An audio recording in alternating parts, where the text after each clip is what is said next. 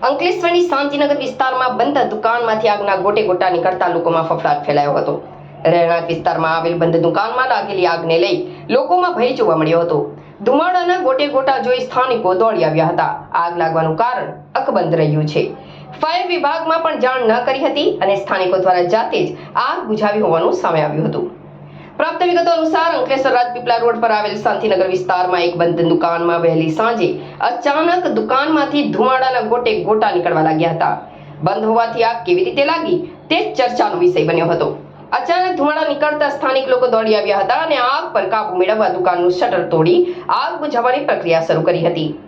ગોડાઉનમાં આ લાકડાનો જથ્થો હોવાનું સામે આવી રહ્યું છે, ત્યારે શોર્ટ સર્કિટને લઈ આગ લાગી હોવાનું પણ જાણવા મળી રહ્યું છે। आग अंगे फायर टीम ने जाण करवामां आवी न हती, जेने लई आगनुं साचुं कारण अकबंध रहेवा पाम्युं छे।